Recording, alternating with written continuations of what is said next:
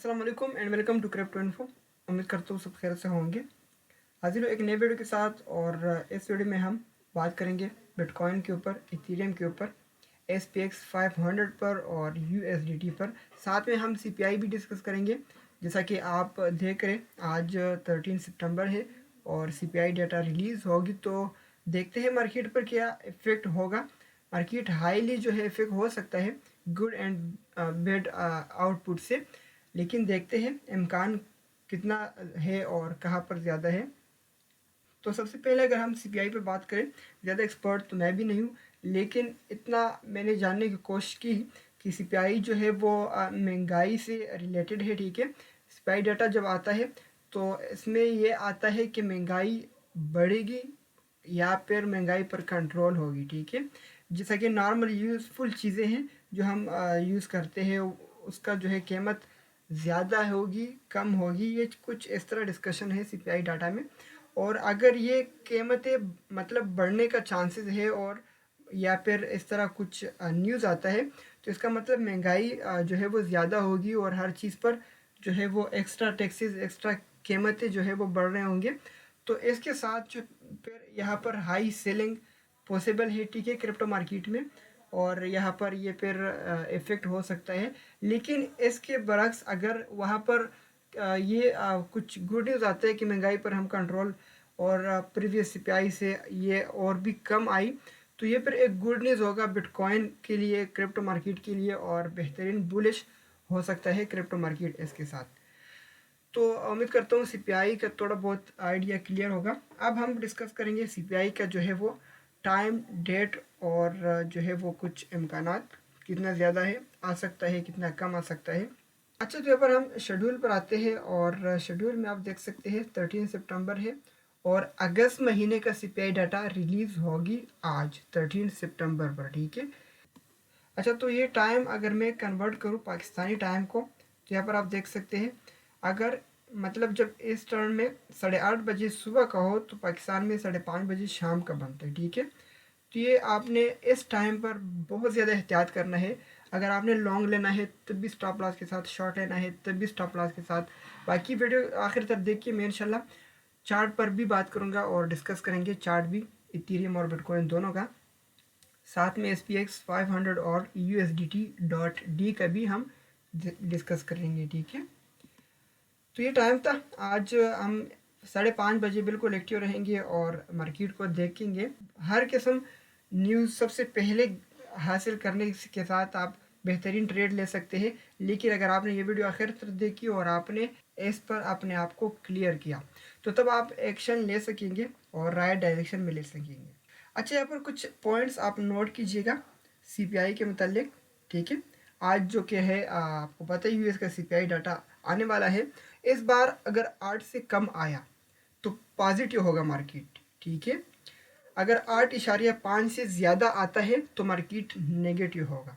ठीक है, ये ओवरऑल मैंने आपको बताया। अगर 8.5 से कम आता है डाटा CPI का, तो मार्केट जो है वो बेहतरीन बुलिश होगा, पॉजिटिव होगा। लेकिन अगर 8.5 से ज़्यादा आता है तो फिर मार्केट पर नेगेटिव इफेक्ट होगा और बेहतरीन ड्रॉप भी हो सकता है, ये नोट कीजिएगा। अब इसके जो है वो थोड़ा सा हम डीपली जाते हैं कि अगर 7.8 आया, अगर 7.9 आया, या फिर अगर 8.1 आया तो कितना मार्केट बियरिश हो सकता है, कितना मार्केट बुलिश हो सकता है। इसी तरह अगर 8.4 आया तो ये चीज़ें आप नोट कीजिएगा। देखो, पॉसिबिलिटी मोस्टली 8.1, 8.2, 3 इसी तरह अराउंड इस एरिया में है। ठीक है, लेकिन क्योंकि ये कोशिश किया जा रहा है कि ये कम किया जाए। अब यहाँ पर देख सकते हैं कि अगर 8.1 आया, ठीक है, CPI डाटा, तो फिर मार्केट विल बी न्यूट्रल और लिटिल नेगेटिव। यानी कि अगर 8.1 आया तो बस नॉर्मल होगा मार्केट, कुछ ज़्यादा नहीं होगा। ठीक है, बियरिश न बुलिश। इसी तरह अगर 8.5 से अबव आता है तो फिर मार्केट बेहतरीन बियरिश होगा।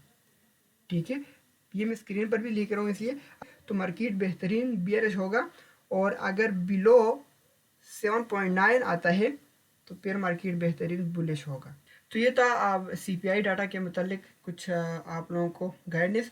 अगर इस पॉइंट्स के इधर उधर आता है तो आप एक्शन ले सकते हैं, जैसा कि मैंने आप लोगों को बताया। अब आते हैं सबसे पहले बिटकॉइन की तरफ। बिटकॉइन में आप देख सकते हैं एक बेहतरीन बूम हमें नज़र आया जब इसने ये एरिया ब्रेक किया, ठीक है। तो हमने एक अच्छा पंप देखा, बल्कि सिर्फ बिटकॉइन ही अब बुलिश पाया और कुछ आल्ट कॉइन जो कि मोस्टली BUSD पेयर में है या फिर BTC पेयर में है। तो यहाँ पर हमने एक बेहतरीन पंप देखा है सिर्फ बिटकॉइन में, साथ में डोमिनेंस पंप हो रहा है, तो इस वजह से आर्ट्स कुछ जो है वो कंफ्यूज है। लेकिन यहाँ पर जितना देर ये यहाँ पर रहता है, 22,000 इसने ब्रेक किया, बेहतरीन रेजिस्टेंस था। तो ये जितना यहाँ पर रहता है इतना आर्ट्स जो है वो उठने की कोशिश करेगा, ठीक है। यहाँ पर कुछ आइडिया था, मैंने कल परसों दिया था। यहाँ पर आप देख सकते हैं कुछ मतलब हमने ट्राई की है शॉर्ट लेने का, लेकिन फिर जल्दी क्लोज करने पर और कुछ मतलब 50% 70% क्लोज करने पर मजबूर हुए, क्योंकि बिटकॉइन जो है वो नीचे आने का कोशिश नहीं कर रहा। लेकिन हम स्कैल्पिंग कर रहे हैं इस वक्त, और स्कैल्पिंग के अलावा स्विंग ट्रेडिंग इंट्रा ट्रेडिंग जो है वो थोड़ा मुश्किल पड़ता है, क्योंकि CPI आने वाला है और CPI के जो है वो इर्द गिर्द टाइम CPI के मतलब डाटा आने से हमारा अगर ट्रेड जो है वो अपोजिट गया तो फिर बेहतरीन लॉस हम उठा पाएंगे। इस वजह से मैं थोड़ा ज़्यादा ट्राई करता हूँ कि CPI से पहले मैं कहीं पांस ना जाऊँ और कहीं पर मैं ट्रेड जो है वो गलत ना ले लूँ, ठीक है। इस वजह से मेरा जो है वो थोड़ा सा एहतियात है। लेकिन यहाँ पर मैं चार्ट पर आप लोगों को समझा रहा हूँ, ठीक है। सबसे पहले यहाँ पर आप देख सकते हैं एक बेहतरीन रेजिस्टेंस पर है, ठीक है। 22,500 अच्छा रेजिस्टेंस है, जो कि 2 3 4 मरतबा 4 कैंडल आप देख सकते हैं 4 आवर टाइम फ्रेम पर कि ये इसने टेस्ट किया है पर ब्रेक नहीं किया, ठीक है। 22,000 से अबव है, इट्स गुड। डेली क्लोजिंग 22,000 से अबव है, दिस इज आल्सो गुड। लेकिन 22,500 ब्रेक नहीं किया, so it's a little bit confusion, ठीक है। यहाँ से थोड़ा सा फिर भी डाउन हो आ सकता है, डेली टाइम फ्रेम पर एक फेक आउट भी हो सकता है। सो यहाँ पर आप देख सकते हैं कि अगर 22,500 ब्रेक करता है, 22,500 से अबव होल्ड होता है, तो फिर मार्केट एक जो है वो और भी स्पाइक कर सकता है, जो कि 23,500 तक है, ठीक है। फिर वहाँ पर हम देखेंगे जैसा कि पर आप देख सकते हैं अगर 22,500 से अबव रहता है और यहाँ पर एक पुश मिलता है, इसका मतलब है एक पुश मिलता है, और वो पुश किस वजह से मिलता है, वो पुश जो है वो बेहतरीन बाइंग से मिलता है, वॉल्यूम आने से मिलता है, ठीक है। तो फिर नेक्स्ट टारगेट जो होगा वो 23,600 है, ठीक है। आप लोगों ने इन जगहों पर अगर आप स्पॉट ट्रेडिंग करते हैं तो फिर आप लोगों ने यहाँ पर थोड़ा सा बुक करना चाहिए प्रॉफिट। लॉन्ग है तो भी आप लोगों ने बुक करना चाहिए इन पॉइंट्स पर एहतियातन, ठीक है। 100% मैं कभी भी नहीं कहूँगा, लेकिन एहतियातन आप लोगों ने बुक करना है इन पॉइंट्स पर, ठीक है। जैसा कि मैं मोस्टली कहता हूँ, मैं रेजिस्टेंस पर बेयरिश होता हूँ और जो है सपोर्ट पर बुलिश होता हूँ, तो इस वजह से रेजिस्टेंस पर थोड़ा सा क्लोज करना बनता है। सो अगर यहाँ पर सपोर्ट मिलता है 22,500 से अबव, तो नेक्स्ट टारगेट कंफर्म है 23,500, ठीक है। और अगर 23,500 600 से अबव जो है इसको सपोर्ट मिलता है, बाइंग जो है वो बेहतरीन कंटिन्यू रहता है, तो फिर जो है वो 25,000 24,800 सेम वही पुरानी बात, मार्केट अपना जो है रेंज वापस अचीव कर पाएगा। सेम इसके बरक्स अगर CPI डाटा 8.5 से अबव आता है, जो कि मुश्किल है, मुझे नहीं लगता कि 8.5 से अबव आएगा, ठीक है। कोशिश किया जा रहा है कि ये कम किया जाए। तो फिर क्या होगा अगर ज़्यादा आता है, या फिर अगर 8.5 के करीब 8.342 आता है, तो फिर मार्केट थोड़ा सा न्यूट्रल तो रहेगा। लेकिन अगर ये डाटा सब कुछ साइड पर रखकर हम यहाँ पर नॉर्मल देखा जाए, मार्केट रेजिस्टेंस पर है, ठीक है, और RSI और बोर्ड जोन में है, ठीक है, तो फिर मार्केट को थोड़ा सा नीचे आना चाहिए, ठीक है। इस लेवल तक अगर मार्केट आता है, फिर यहाँ पर हम दोबारा सोचेंगे, डिस्कस करेंगे, जो कि एक पैटर्न भी बन रहा है बियरिश। लेकिन पैटर्न जो है वैलिड रहने के लिए 21,000 ब्रेक करना पड़ेगा, ठीक है। यहाँ पर जो ये आप देख रहे हैं हमर, तो इसका मतलब ये है कि अगर यहाँ पर किसी ने हमर मारा, यानी कि वेल एक्टिविटी हुई, सेल वेल एक्टिविटी, तो फिर यहाँ पर हमर मार सकता है और बिटकॉइन नीचे धकेल सकता है। अदरवाइज बिटकॉइन यहाँ से भी थोड़ा सा बुलिश हो सकता है, लेकिन वो फिर हम वक्त के साथ देखेंगे, आइडिया अपने पास रखें और इसको जो है फॉलो करके आप ट्रेड ले सकते हैं। अच्छा, अब इथेरियम जो है आप देख सकते हैं एक राइजिंग वेज है, ठीक है। राइजिंग वेज के बिल्कुल रेजिस्टेंस पर है और यहाँ पर एक फेक आउट भी हमें मिला है जो कि वापस जो है इसने अपना रेजिस्टेंस ब्रेक करके नीचे आया है। तो यहाँ पर अगर देखा जाए आरएसआई और बोर्ड जोन में है, ठीक है। और इथेरियम 1722 और 1750 के जो है रेंज में ट्रेड हो रहा है कुछ टाइम से। तो यहाँ पर आप देख सकते हैं अगर सीपीआई डाटा साइड पर रखकर इथेरियम को थोड़ा सा ड्रॉप होना चाहिए, ठीक है। एक बुलिश पैटर्न भी इसी तरह होता है, अप डाउन, और इसी तरह सपोर्ट और रेजिस्टेंस को जो है रिस्पेक्ट देके ऊपर नीचे होता ऊपर जा सकता है। अदरवाइज यहाँ से और बुलिश थोड़ा सा अगर सीपीआई डाटा साइड पर रखकर मुश्किल बनता है, ठीक है, और बुलिश नहीं रह सकता। लेकिन इथेरियम में मसला ये है कि लोगों ने स्पॉट में बाय किया है और फ्यूचर में शॉर्ट किया है। कुछ हासिल करने के लिए लोगों ने स्पॉट में लॉन्ग किया है, सॉरी बाय किया है और फ्यूचर में शॉर्ट किया है। तो वो उनका अपना मसला है, उनका स्ट्रेटेजी है, उनका ही बेनिफिट है। यहाँ पर आप देख सकते हैं अगर सीपीआई डाटा साइड पर रखकर इथेरियम को थोड़ा सा करेक्शन लेना चाहिए। अगर सीपीआई डाटा 8.4 8.5 के करीब आता है या इससे ज़्यादा आता है तो इथेरियम भी इफेक्ट होगा बिटकॉइन के साथ। और बेहतरीन नीचे सपोर्ट लेवल आप देख सकते हैं, फिर इस लेवल में जो है आपने थोड़ा बहुत क्लोज करना है, ठीक है।